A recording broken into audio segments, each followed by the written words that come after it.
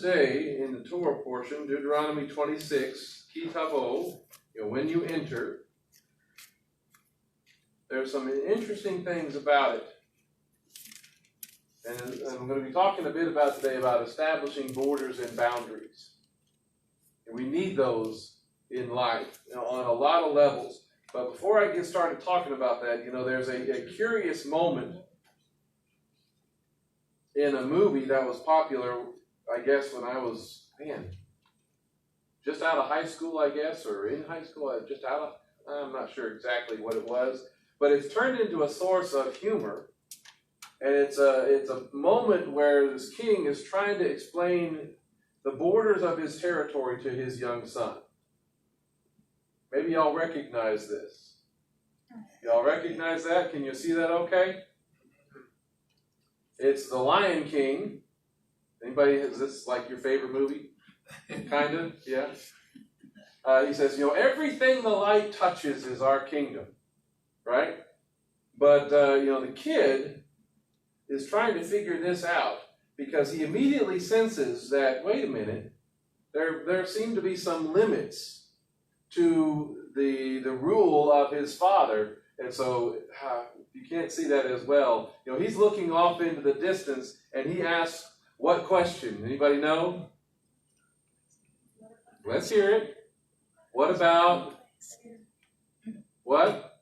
That shadowy place? They're afraid to say anything. They know it. What about that shadowy place over there? And what does his father say, of course? What is that shadowy place over there? Okay? And his father says what?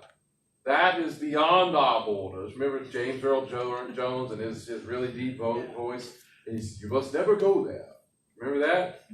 Well, it's been turned into this source of humor on a multiple levels, which is quite entertaining.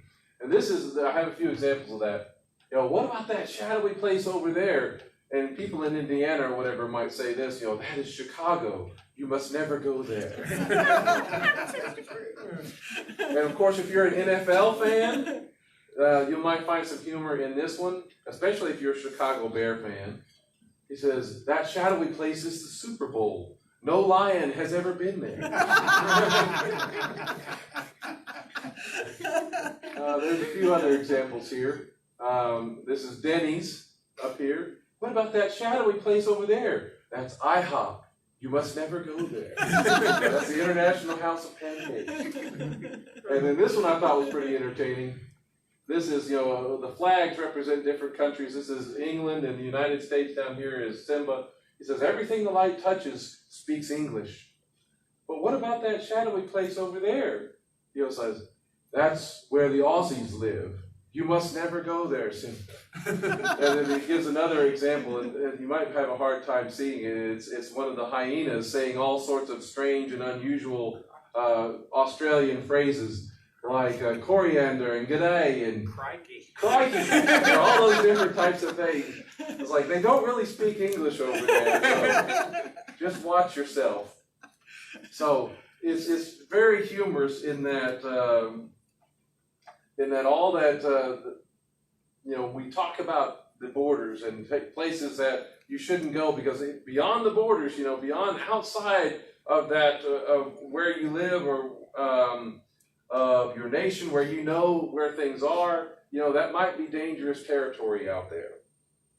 And as God has reminded his people, he's reminded them in the book of Deuteronomy what he has done in order to prepare them for what he is going to do. He's taking them into the promised land, the Kitabo, when you enter. And so as the Father, gives these pictures of their life in the promised land and what it's going to be, it's also a picture of the Messianic kingdom. Even what we talked about the last couple of weeks, what justice is truly going to look like and what it's supposed to be. And so he reminds them of that future, that the Israelites, they've been waiting 40 years for to see. And we've been waiting for even longer for that kingdom as well, of what we are expecting to see in his kingdom. They are about to enter the land of promise, but it's also a land that has certain boundaries and borders, not just physical boundaries. It's not just a place on a map. it also has behavioral borders and limitations. And those borders need to be established. They need to be protected. Verse 1 of chapter 26. It says, "Now when you enter the land that Adonai your God is giving you as an inheritance, and you possess it, and you dwell in it." So notice these events are in the near future, but are they spoken of in a tone of voice or in a way that suggests that there is uncertainty about it? No. This is not a question for them. This is a matter of certainty. When you enter, you will possess it, and you will dwell in it. So this is in fulfillment, partial fulfillment of that promise, of that inheritance that was made, that's been passed down from the covenants made all the way back with Abraham, with Isaac, and with Jacob. They are going to possess and experience that inheritance. They will dwell in this inheritance. And again, that's a picture of that future messianic kingdom that is to come. And so God's desire is that this inheritance, He doesn't ever want to see them lose this inheritance. He doesn't want to ever see them not experience the joy and the blessing of this inheritance. So this is an inheritance that was never supposed to be taken from them. It was never supposed to be in any kind of danger of capture. It was supposed to be abundant. It was supposed to be free. It was supposed to be, lacking of any kind of idolatry and pain and suffering. That land and that inheritance is, again, it's supposed to be a picture of the future. That future inheritance in the kingdom, the future inheritance that is promised in our salvation. And we even read about that in the apostolic writings in 1 Peter. Notice how this parallels. He says, "Blessed be the God and Father of our Lord Yeshua the Messiah. In His great mercy, He has caused us to be born again to a living hope through the resurrection of Messiah Yeshua from the dead. But as an incorruptible, undefiled, and unfading inheritance has been reserved in heaven for you. And by trusting, you are being protected by God's power for a salvation that is ready to be revealed in the last time."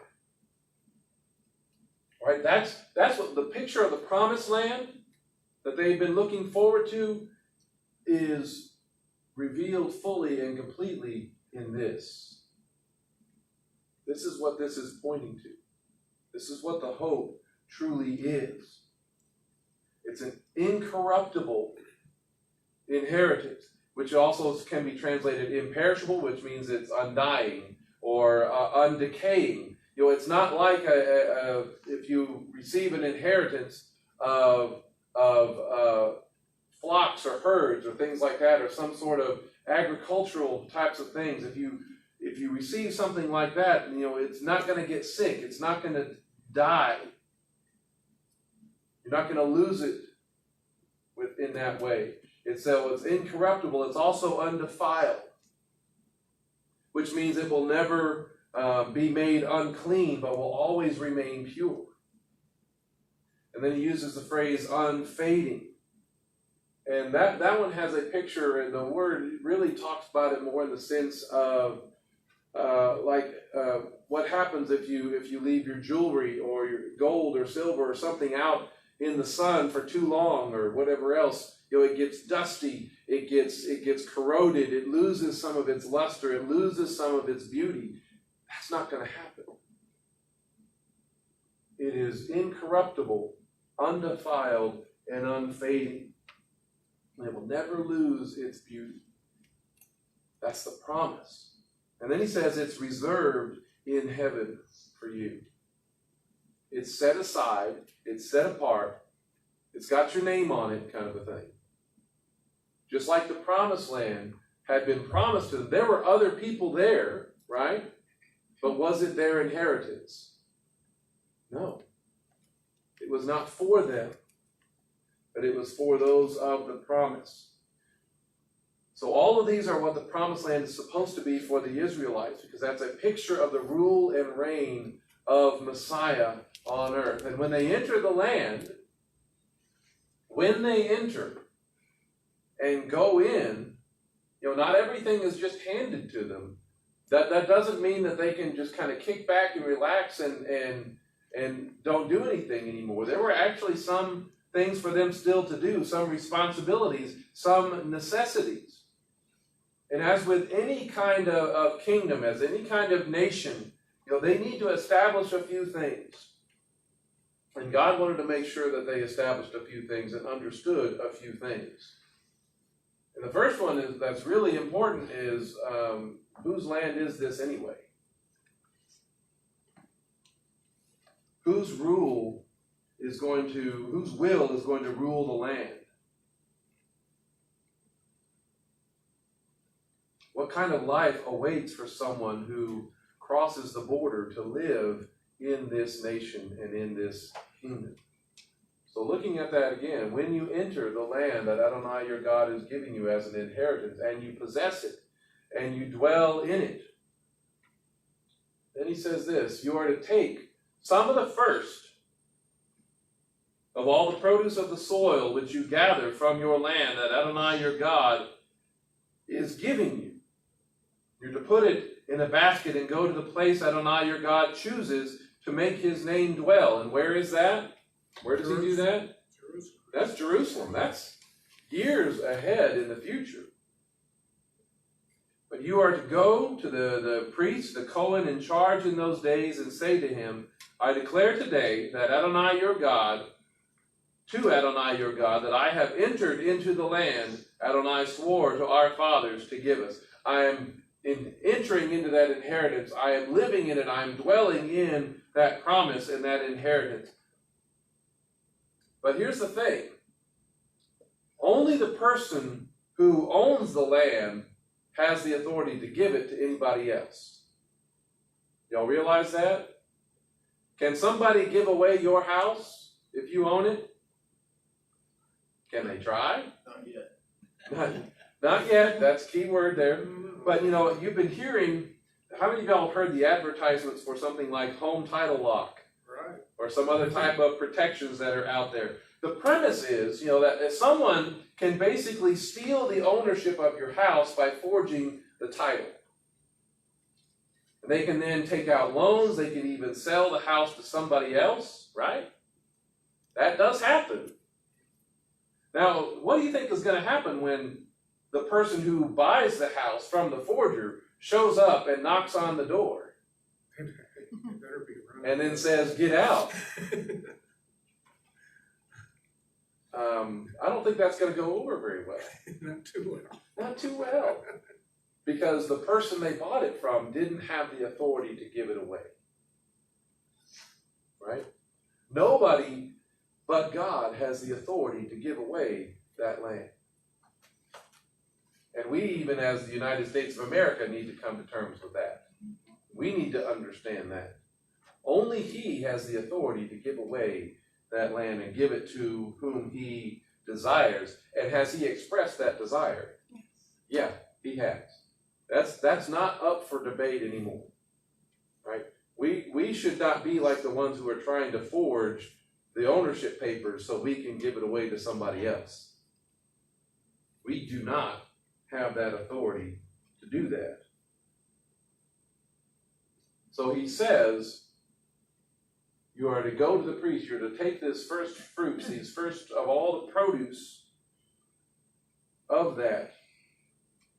This is similar to this moment, because again, who does the land really belong to? Look at Deuteronomy chapter 10. He says, behold, to Adonai your God belong the heavens and the highest of heavens, the earth, and all that is in it. All right, so we're walking around on the earth and we think we can own pieces of property, but he owns things that we can't even touch.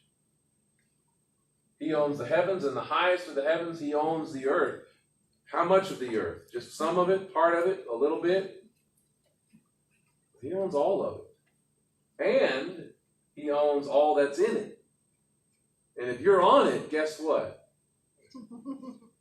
That makes us uncomfortable sometimes. This is Leviticus 25. He says, moreover, the land is not to be sold. This is talking about that inheritance and the receiving of each tribal portions. It's not to be sold permanently because the land is mine. For you are sojourners with me. I'm letting you live there, but don't ever lose sight of the fact that I own it.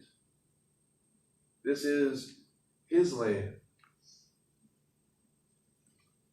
All right, so going back to Deuteronomy, the priest is to take the basket from your hand and set it down before the altar of Adonai your God. Then you are to respond before Adonai your God, my Father.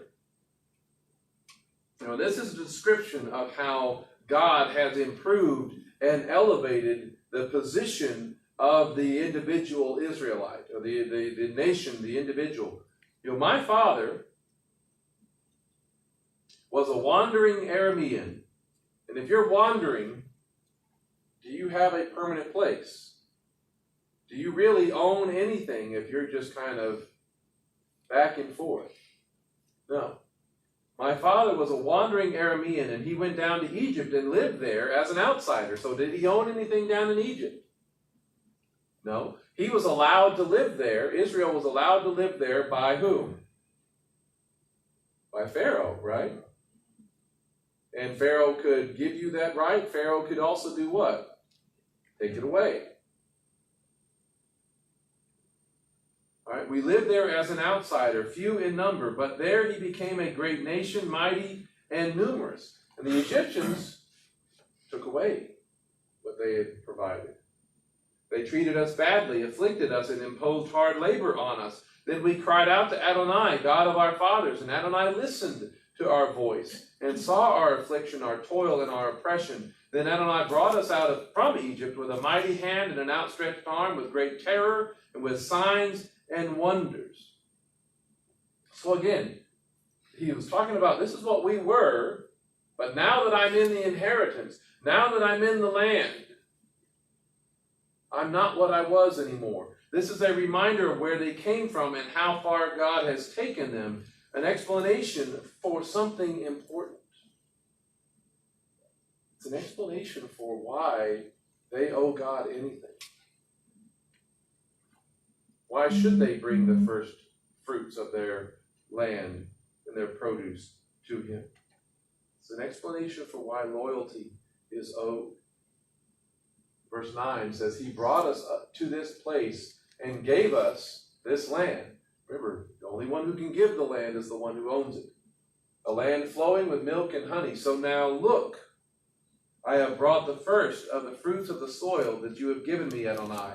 Then you are to set it down before Adonai your God and worship before Adonai your God. God, he brought them to, and he's given them this land, which they are going to be able to enjoy. This is an inheritance that he was intending for them to have, so that they would become fruitful, so that they would have a permanent place, so they would have glory and honor to him in his name.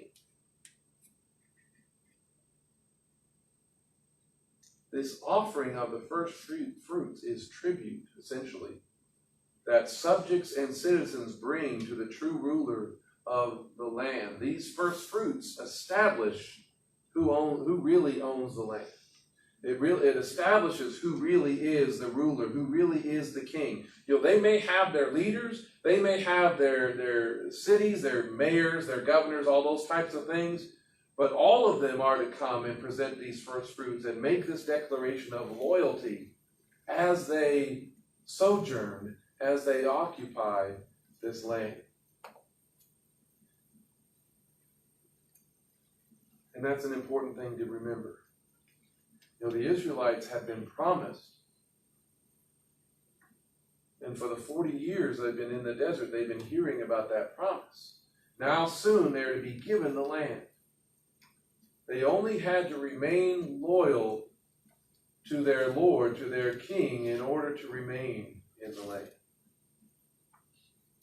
And when the Father fulfills his promise of bringing them in and starts giving them their inheritance, those who are going to receive the land have a response that's demonstrating their loyalty and their responsibility. That's what this is all about, in the giving of the first fruits. And there's nobody that was exempt from this. And the term for such a person who is coming and bringing the gift and the offering and taking over the land, it's a term that's called a vassal. Y'all heard that before? And look at the definition of a vassal. We usually think of this in terms of like medieval Europe, or like with the serfs and all the different types of things, or the feudal system. But a vassal is a person granted the use of what? Land. Of land. In return for rendering homage, fealty, and usually military service, or its equivalent, to a lord or other superior. That's what a vassal is. And that's a lot, really, when a lot of your scholars and super smart people and things that are way beyond me, start talking about the covenants of the Lord, they talk about them in terms of a vassal type of covenant, a lord and vassal covenant. And that's really what we're seeing here. A person granted the use of the land in return for rendering homage or loyalty. There may be a lot of people living in the land. There may be a lot of important and powerful people living in the land, but how many kings are there? One king. And that's the one who is given them the land. Each citizen must declare this truth. First fruits does that for each of the Israelites. But what happens if they're unwilling to do this? What if they're to declare their loyalty to the king? What if they're unwilling to do that when the time comes to offer the first fruits? Because someday the king is going to come and expect to receive what he's due. Yeshua even told a parable about that. We see it in the Gospels, the Synoptic Gospels. This is Matthew 21. He says, listen to another parable. And notice how this parallels for what we were just looking at in Deuteronomy. There was a master of a household who planted a vineyard. He put a hedge around it, dug a wine press in it, and built a tower. He made borders. He got everything ready. And then he leased it to some tenant farmers and went on a journey.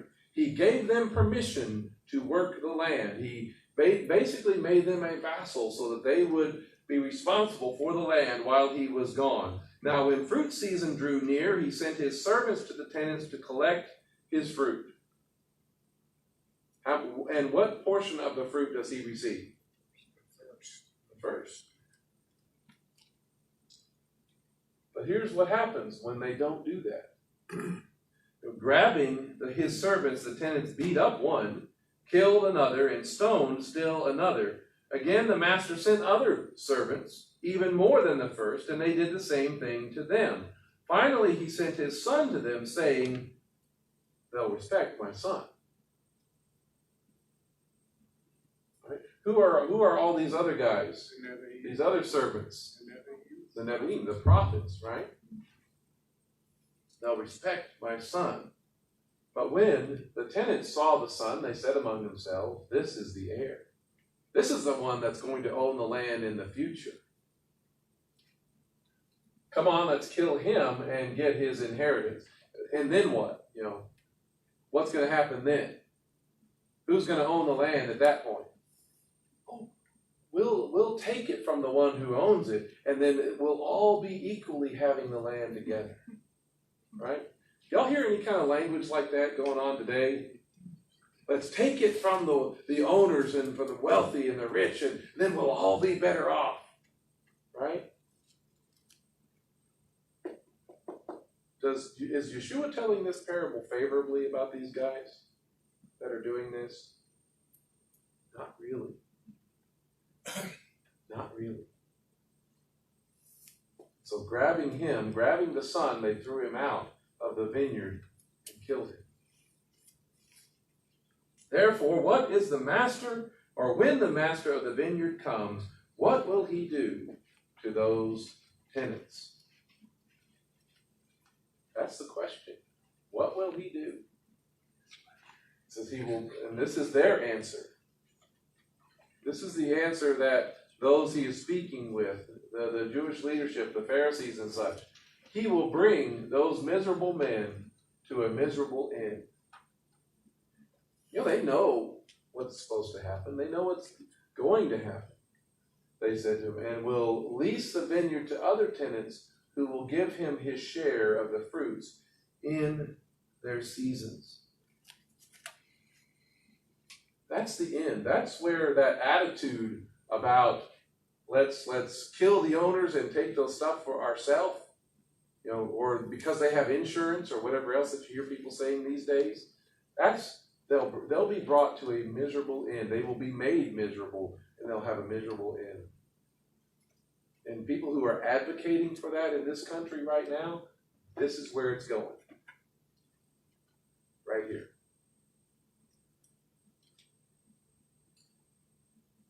But he will lease the vineyard to other tenants who will give him his share of the fruit in their season. And Yeshua said to them, have you never read in the scriptures, the stone which the builders rejected, this has become the chief cornerstone.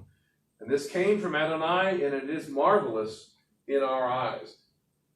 It's marvelous in our eyes means that, this is from the Lord, and it's right. All the other cries and all the other things of injustice, or all the things of, he's not even here, what does he care? All of that doesn't matter, because the Lord's going to be right in what he does and how he responds to all of this. He will bring those miserable men to a miserable end. He says, therefore I say to you, the kingdom of God will be taken away from you and given to a people producing its fruit. Again, this is going back to Deuteronomy 26. This is what they were supposed to be doing. Then he goes on in verse 44, whoever falls on this stone will be shattered, but the one upon whom it falls, it will crush him. If you come to the stone, and who is the stone referring to? Yeshua. It's referring to Yeshua. Right? On this rock kind of a moment. Whoever falls on this stone in humility, in repentance, you may be broken, right? Which we're supposed to be when we come to faith. We're supposed to be broken by our sin. We're supposed to be broken by his gift of forgiveness and grace. If you fall on that stone willingly, you'll be shattered, but you'll also be healed. But the one upon whom it falls, it will crush him. And when the ruling Kohanim and Pharisees heard Yeshua's parables, they realized this guy ain't playing around. Right? He was talking about them. And although they were trying to seize him, they feared the crowds because they regarded him as a prophet. So this parable really is a description of what happens to the Israelites over the course of their history, as is promised in this Torah portion. Because as the Father is going and looking for these offerings, looking for the fruits of the land, he is sending his prophets, he is sending his servants, he is doing all of those things to them, and they are treating them very badly. And so they are not holding up their side of the agreement. But we need to understand, a goal of this practice, a goal of the loyalty that they were supposed to be offering. The goal of everything that they were agreeing to in this was that so they will recognize the owner's servants. They will recognize the Father's servants when they come to them, and they will especially recognize the Father's Son when he sends him. If they were willing to truly give over the fruits and the produce of the land, then their hearts were truly loyal to the King. Then when the Father sent the servants, when the master sent the servants, would they treat them bad or would they treat them good? They treat them good. If their hearts were truly loyal to the king, when he finally sends his son, when he sends the Messiah, are they going to treat him bad or are they going to treat him good? They're going to treat him good. Because they have been demonstrating their loyalty. They've been demonstrating their willingness to live under his rule all that time. But it's because there's been rebellion all that time that they don't recognize him when he comes. By not offering their fruit, their tribute to the king, when they don't do that, that's the equivalent of rejecting the king. Yeshua is pointing out that by not recognizing the Son, and the Son, what is he called? He's called the first fruits, the firstborn in Colossians. He's the first fruits of the resurrection. The Messiah, by not recognizing the Messiah, they are breaking this element of the Torah in Deuteronomy 26. Because they are occupying the land, but they are not offering and recognizing the fruit from the Father. And the question we must ask is, how do we declare this truth? How do we declare that he is king in our lives? First and foremost, we must establish and recognize his Son. That's the first step for us in acknowledging and living out the fact that he is king. Following that, we need to understand that one way that a king demonstrates his authority, one way that he demonstrates his rule is by issuing laws and commands that must be obeyed in the territory or in the people who are his subjects, especially while they occupy the land. If you're going to live in, if you're going to work my land, these are the expectations. This is how I want you to live. We read this earlier, Deuteronomy 26:16. This day Adonai your God is commanding you to do these statutes and ordinances. Look, I'm going to lease the land to you. You're my tenants. I've made this vineyard. I've put up a hedge around it. I've got all of these things. But if you're going to be the tenant, this is what I expect you to do. If you're going to work here for me. Kind of a thing. So you are to take care and do them with all your heart and with all your soul. Today you have affirmed, you've signed the contract, you've given an agreement, you have affirmed Adonai as your God, that you will walk in his ways, keep his statutes, his mitzvot and ordinances, and listen to his voice. That's what we are agreeing to do when we come to faith, when we come to believe even in Yeshua. When we come and accept him as our Lord and Savior, it's not coming to him and say, yes, now I'm saved and I don't have to worry about anything else for the rest of my life. I've got nothing more to do. Do some people treat it that way? Yeah. But actually, when you come to faith in Messiah, guess what? You're affirming that he is God. That's good. But you're also agreeing that you will walk in his ways, that you will keep his statutes, his commands, and ordinances. That's his understanding of what we're doing. We don't always understand it that way, but that's how he understands it. And that's what he's going to hold us to.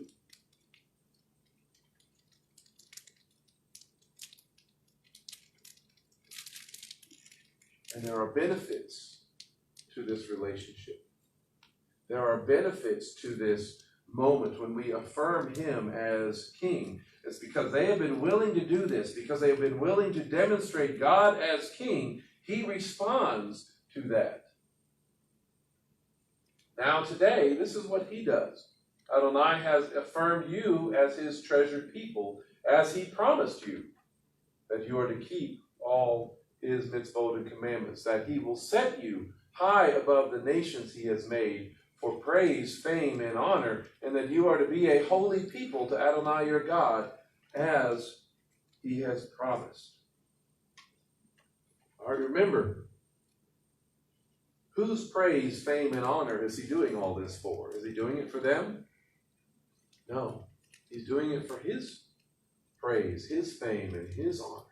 But he is going to do some great things for them. He is going to set them high above all the nations. God is making a pronouncement about them, for them, on their behalf. He is changing their identity. They're no longer a wandering Aramean. They are no longer the oppressed. They are the citizens of his kingdom and inheritors of his promised land. Do we have our identity changed when we come to faith in Messiah? Yes. We read that when we go look at that passage in Ephesians. We read that all the time, and I don't have its passage up here because I forgot to include it. But I'm going to read that real quick. This is Ephesians chapter 2, verse 11. Therefore, keep in mind that once you Gentiles in the flesh, were called uncircumcision by those called the circumcision.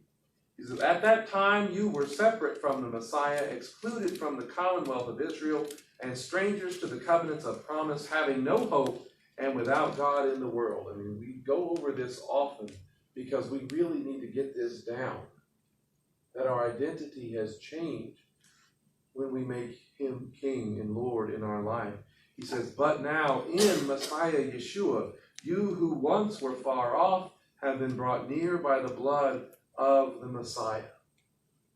You've been brought in to this relationship. Then verse 19, so then you are no longer strangers and foreigners. You're not the wandering Aramean anymore. You're not the wandering Gentile anymore.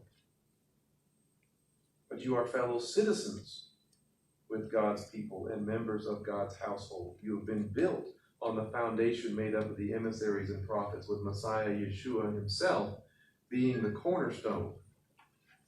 In him, the whole building being fitted together is growing into a holy temple for the Lord. And in him, you also are being built together into God's dwelling place in the Ruach, in the Spirit. This is a moment where their identity is being changed. It's a moment like in, if you hear the stories about King Arthur or something like that, where the king would promote even a squire or somebody on the low end of the totem pole, they promotes them to knighthood. What happens with all of that? What does the squire have to do? Doesn't he gets down on the knee, right? And he pledges what? He pledges his loyalty. He pledges his life to the king. And when the king says, arise, what does he say? Or something like, he calls him what? Is he just a squire anymore? No, he calls him Sir. Sir Matthew. All right? Sir Joshua. You're not just the person you were anymore. Now all of a sudden you have a status that you did not have before. And that's all because of his declaration. It's almost like a moment of being justified.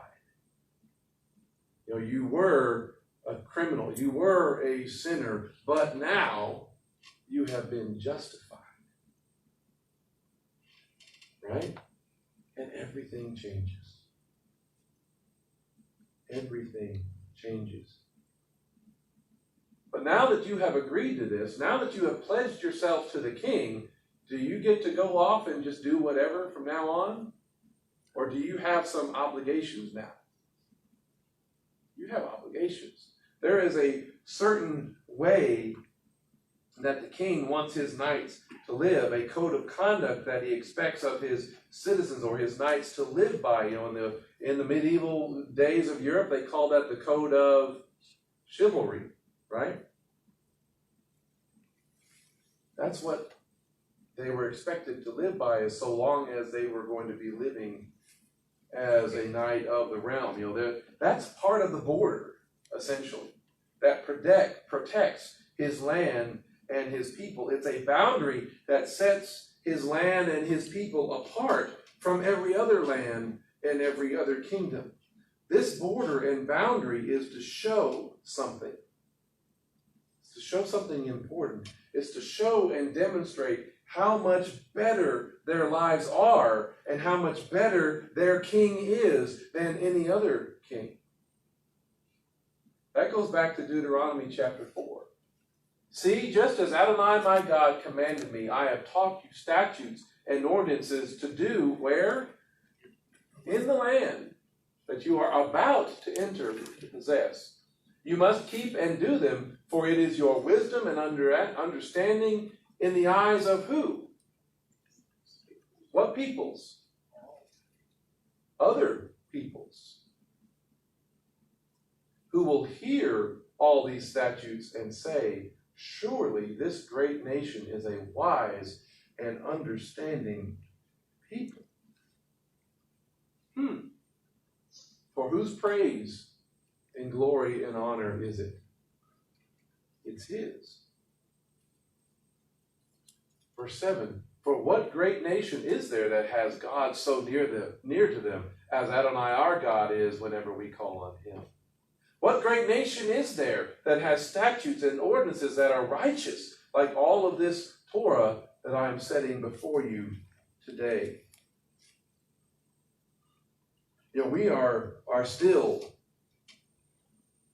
struggling with a lot of these kind of things, right? Is our nation defined by his ways and his laws? No, we're not. And we are we not in the last really 10 years or more, are we still not talking a lot about borders in our own country? You know, the argument is that if the border is not protected, then this country or this state will become just as bad as the place where the person's coming from. Y'all heard those arguments out there? I see that a lot in my home state of Texas. You know, this is some pictures of that. You know, in the old days, yesterday, everybody was headed to the west to entering California, the land of milk and honey. But now they're going back to the east, saying you are leaving California, land of taxation and regulation. And so you see things showing up in Texas, like this one. I don't know if y'all read that well. It says, liberals, please continue on I-40 until you have left our great state of Texas. Yeah, but don't go too far. Well, there's that. Stop in Memphis. And there's things like this that says, don't California my Texas. Right? And then there's, you know, due to the large number of jobs moving from California to Texas, Texas has compiled a California to Texas translation guide. And this is a whole long list. I'm not going to go through all these, but, you know, an arsenal of weapons is called a gun collection. You know, assault and battery is called an attitude adjustment.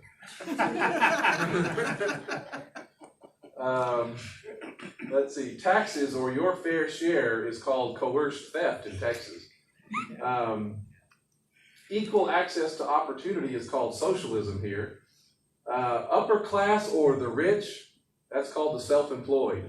You know, so there's all sorts of things like that on here. A religious zealot in California is called a churchgoer, you know, in Texas. So I mean, there's a whole lot of these kind of things popping up because what's being communicated here? If you're coming here because you see a benefit or there's something better about, you're trying to get away from something, you're trying to come to something that's more free, if you bring everything that you were doing and voting for over there in California and you bring that stuff to Texas, guess what? Texas is going to look just like California, and then you're going to want to get out of here. What makes this place great or what makes this place worth coming to is that it's not like that, right? California is losing a lot of people. So is Illinois. So is New York. They're losing those places and they're going to places like Texas, like Tennessee, like Florida or Arizona or a few other places like that because they're trying to get away from bad leadership. Okay? But don't turn where you're going to into what you left. And the the Father of, God is protecting his land. He is protecting his people by establishing borders, by establishing a halakha, a way of life for his people. And you and I got to realize we've got to establish and protect our borders. Right? We have to protect the borders of our heart by establishing him as king and walking in his way and walking in his Torah. That's essentially what happens when you get into the book of Joshua. Part of that statement from Joshua chapter 24. He says, I gave you a land, the king, on which you had not labored, cities that you had not built, and you had settled in them, vineyards and olive groves that you had not planted, that you are eating. Now, therefore, fear Adonai and worship him in sincerity and in truth. Get rid of the gods that your fathers had worshipped beyond the river and in Egypt, and worship Adonai. Get rid of all those things you were doing over there in California now that you've come to Texas. Right? Now that you've come to the promised land. That's how we always talk about Texas. But I live in Tennessee now, and I'm rather happy about that. But you got to leave those things behind if you're going to live in the promised land, essentially. Then he says, if it seems bad to you to worship Adonai, then what does he say? Choose for yourselves today whom you will serve. Whether the gods that your fathers worshipped that were beyond the river, outside the border, outside the land, or the gods of the Amorites in whose land you are living, but as for me and my household, we will worship Adonai. Then it goes on a little bit more. It says, so Joshua said to the people, you are witnesses to yourselves, right? That you have chosen for yourselves Adonai to worship him. You have made the decision that you're going to set up a certain boundary around yourself, around your life, about your faith, about what you believe. And he says, we are witnesses, they responded. Now, therefore, get rid of the foreign gods that are in your midst, those things that you might be holding on to. Get rid of them and incline your hearts to Adonai, God of Israel. And the people said to Joshua, we will worship none but Adonai, our God, and we will obey none but his voice. There's not going to be another king in our lives. So in making this affirmation, they were establishing that there was a border and a boundary for their heart, that only the things of God should enter. You see that, and we were reading about this earlier. Love the Lord your God. Where? With all your heart, with all your soul, with all your strength. These words that I'm giving you today are to be where?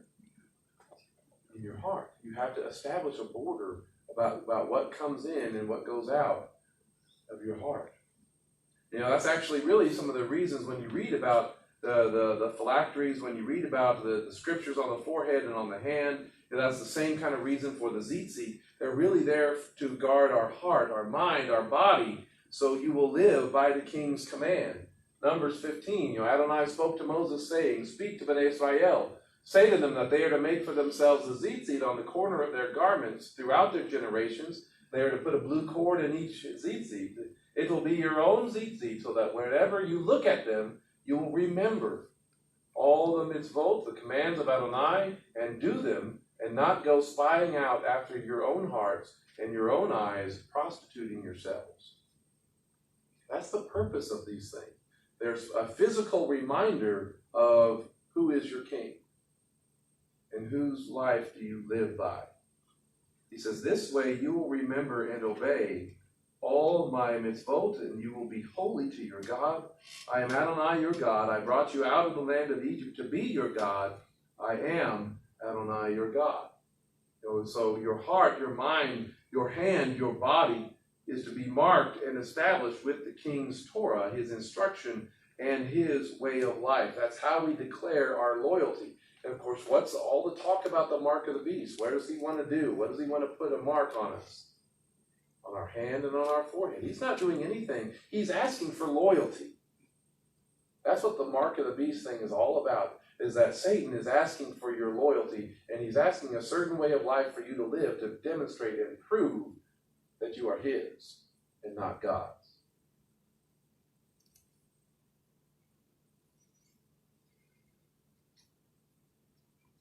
We declare our loyalty by how we live. You establish the border of your heart. Scripture also talks about establishing the border or boundary even around your house, right? For all those who live under your roof. Hello, that's not supposed to be in there. Repeat them to your children. Talk about them when you sit in your house, when you walk along the road, when you lie down, and when you get up. They're all part of your life. Then he says, bind them as a sign on your hand. Let them be a symbol on your forehead. Write them where? On the doorposts of your house and on your gates. The borders of your property. What you own. Each person must guard the border of their heart and mind. Each person, family, must guard the border of your house. And how is that done? Writing what? Putting what? That's done with his Torah. That's done with his instruction. Affixed to the house, affixed to the gates of the city. You know, what are our cities struggling with today? It's not because we don't have any gates, but it's because Torah is not established in the hearts, in the homes, in the leadership of our communities. How much would our situation be improved if they did?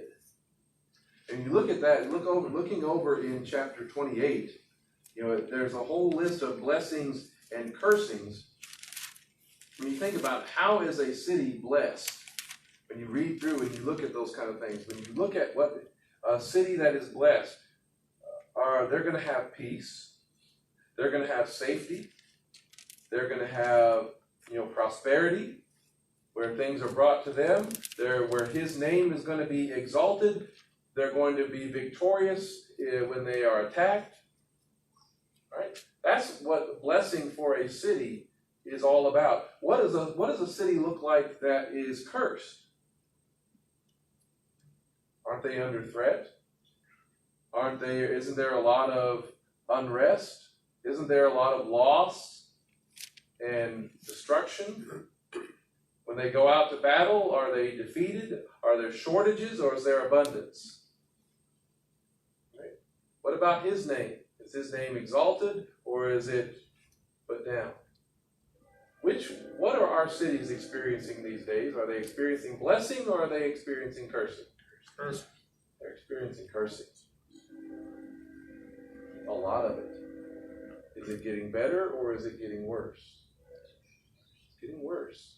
And that's because we're getting farther and farther away from the boundaries and borders for our hearts, our homes, and our cities, and our land. We establish these things. And how much improvement would there be in our cities if we did that? We establish the boundaries of our hearts, our homes, and also for our land, for our nation.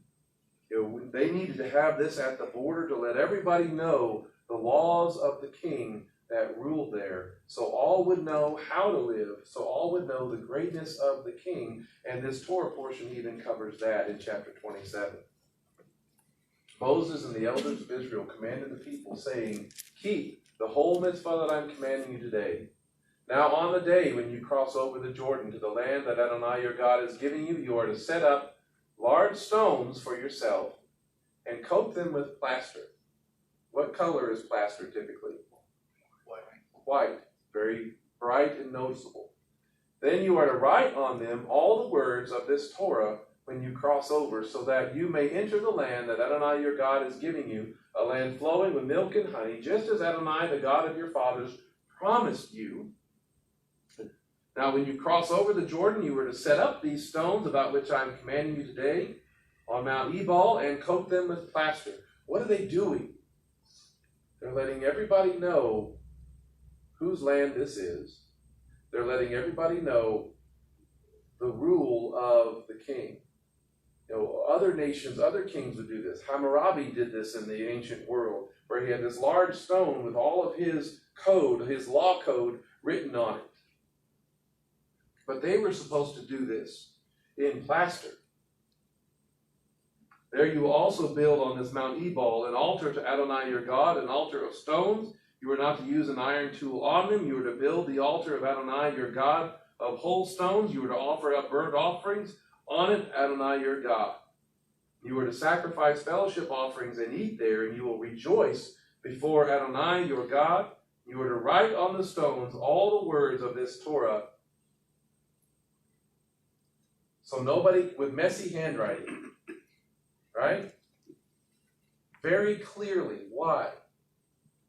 Because they actually want people to read it. They want people to know it. And of course, that's one of the evidences that says, you know, they kind of expect people to be able to read, don't they? This was not an illiterate people. It was there for all to see, but it's in plaster, right? So that it would be very noticeable, so they could see it. But what's the thing about plaster when it's been around and exposed for a long time? What happens to plaster? Doesn't it kind of fall apart? So what then would they have to do from time to time? They'd have to come back and put new plaster on and do what? Write it all over again. Right? It would have to be repaired. It would have to be maintained. They'd have to be a part of making sure that it was still there all the time. And if they neglected it, if they ignored it, what would happen to the law and the rule of the king? It would decay. So it was a physical demonstration of what was happening really where? It's what's happening here. If they really cared, then they would maintain that plaster with all of the Torah that is listed. There would be an altar built on Mount Ebal, on the mountain of cursing and judgment. Joshua ends with the beginning of the fulfillment of these commands. Joshua chapter 24. So Joshua cut a covenant with the people that day and set for them a statute and an ordinance in Shechem. And Joshua wrote these words in the scroll of the Torah of God. Also he took a great stone and set it up there under the oak tree that was by the sanctuary of Adonai. Now, we may not understand all of that because we don't know where these places are, but Shechem is a city down here, right between two mountains, Mount Ebal and Mount Gerizim, which is mentioned back here in Deuteronomy 26. They put the altar up here. That's the altar of sacrifice. The altar was where the judgment, the atonement was being made and such. It says Jacob's well is down here. But, Joshua, can you turn off the light real quick? Now, this is kind of what the stone, what the altar would look like there on Mount Ebal. And this is what it looks like today. It's still there. It's still there. It may not be as pretty, it may not be as functional, but what Joshua started back here at the end of chapter 24 is still there. And in fact, that's what when you read in John chapter 4 in the conversation with the woman, the Samaritan woman, guess where they're at? They're right here. And when she points up at the mountain, we say, our ancestors say we are supposed to worship on this mountain. Guess what she's pointing at? She's pointing at that. She's pointing at Gerizim, I'm sorry. But this area, it says you're supposed to go to, what's that? Go back to the picture? The other one. What other one? That? See, they have the ruins of the Samaritan Oh, the temple ruins of there. the Samaritan temple up there. The Sychar down there. So all of that conversation in John chapter 4 is happening right around here. Okay? And so that's just some fascinating stuff about how we're still seeing remnants of the fulfillment of things that were happening back in Deuteronomy, were talked about back in Deuteronomy, were started back in Joshua. And so that's what we need. We need to establish those borders, those protections, those boundaries in our hearts, in our lives, in our cities, in our nation, in our homes. We need that because it establishes him as king, and it establishes how our lives are so much better because we are his.